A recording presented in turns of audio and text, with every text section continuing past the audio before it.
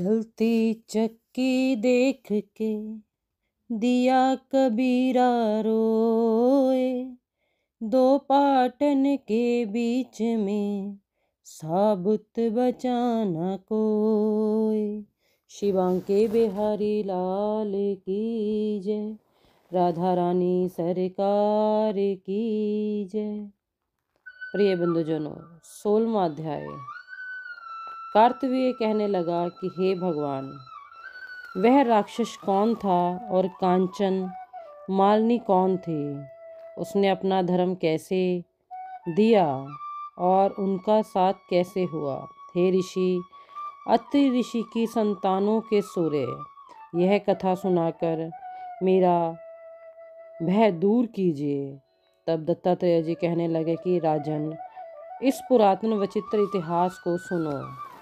कांचन मालिनी नाम की एक सुंदर अप्सरा थी, जो माघ मास में प्रयाग में स्नान करके कैलाश पर जा रही थी। तब उसके मार्ग में जाते हुए हिमालय के कुंज से एक धीर राक्षस ने देखा। उस सोने जैसे तेज वाली, सुंदर कटी वाली, बड़े बड़े नेत्रों वाली, चंद्रमुखी सुंदर केश वाली सुंदर अप्सरा को देखकर उस राक्षस ने कहा कि हे सुंदरी, तुम कौन हो और कहाँ से आ रही हो? तुम्हारे वस्त्र और वेणी भीगी हुई क्यों हैं? तुम आकाश मार्ग से कहाँ जाती हो और किस पुण्य के प्रताप से तुम्हारा शरीर ऐसा तेजस्वी और रूप ऐसा मनोहर है? तुम्हारे गीले वस्त्र से मेरे मस्तक पर गिरे हुए एक बूंद जल से मेरे क्रूर मन को एकदम शांति प्राप्त हो गई। इसका क्या कारण है? तुम बड़ी शीलता से इसका कारण मुझसे बताओ। अप्सरा ने कहा कि हे राक्षस, सुनो, मैं काम रूपिणी अप्सरा हूँ। मैं प्रयाग में संगम से स्नान करके आ रही हूँ, इसी से मेरे वस्त्र भीगे हैं। अब कैलाश पर जा रही हूँ, जहाँ पर श्री शिव निवास करते हैं। त्रिवेणी के जल से मेरी सब क्रूरता दूर हो गई, जिसके पुण्य के प्रभाव से मैं इतनी सुंदर और पार्वती जी की प्रिय सखी हूँ। सो आश्रय देने वाला उदाहरण मुझसे ब्रह्मा जी ने कहा था। सो सुनो, मैं कलिंग देश के राजा की वैश्या थी। रूप बहुत सुंदर था। मेरी सुंदरता पर सारा नगर मोहित होता था और मैंने अनेक प्रकार के भोग भोगे।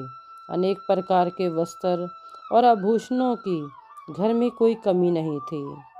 कई कामी पुरुष आपस में युद्ध करते थे और वो मृत्यु को प्राप्त हो गए। जिस तरह उस नगर में बड़ी सुंदरता से यौवन व्यतीत हुआ और मैं वृद्ध अवस्था को प्राप्त हो गई, तब मेरे मन में विचार उत्पन्न हुआ कि मैंने अपनी सारी आयु पापों में ही व्यतीत कर दी। धर्म का कोई कार्य, दान, तप, यज्ञ आदि नहीं किया।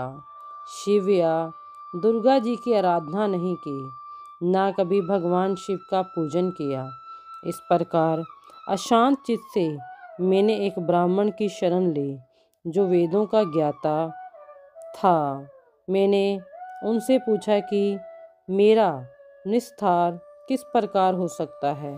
महाराज, साधु सज्जन, अच्छे और बुरे सभी पर दया करते हैं, इसलिए मुझे आप इस कीचड़ में से पकड़कर उभारिए।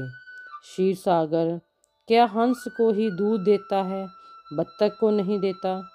तब वह ब्राह्मण राजा का पुरोहित इन सब बातों को सुनकर मुझ पर दया करके कहने लगा कि तू ब्रह्मा के क्षेत्र प्रयाग में जाकर माघ मास में त्रिवेणी संगम में स्नान कर, परंतु मन में अशुभ क्रिया का विचार नहीं करना। पापों के नाश के लिए महर्षियों ने तीर्थ स्थान से अधिक और कोई भी स्थान नहीं है।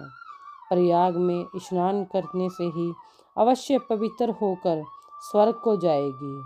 हे देवी, पुराने समय में गौतम ऋषि की स्त्री को देखकर इंद्र ने काम के वशीभूत होकर कपट वेश में उससे भोग किया था। इसलिए ऋषि द्वारा श्राप दिया गया और उसका शरीर अत्यंत लज्जा युक्त हजारों भगों वाला हो गया। तब इंद्र नीचा मुंह करके अपने पाप कर्म की बुराई कराने लगा। मेरू पर्वत के शिखर पर स्वच्छ जल वाले सरोवर पर एक स्वर्ण कमल से भरे हुए कोटर में घुस गया और अपने पाप को धिक्कारता हुआ कामदेव की बुराई करने लगा। यह सब पापों का मूल है। इसके ही वशीभूत होकर मनुष्य नरक में जाते हैं और अपने धर्म, कीर्ति, यश और धैर्य का नाश करते हैं। इंद्र ऐसा सोच रहा था, सो इंद्र के बिना सारा देवलोक शोभाहीन हो गया। तब देवता, गंधर्व, किन्नर, लोकपाल इंद्राणी के सहित बृहस्पति जी से जाकर पूछने लगे कि महाराज, इंद्र के न रहने से स्वर्ग ऐसा शोभाहीन हो गया है जैसे सतपुत्र के बिना श्रेष्ठ कुल।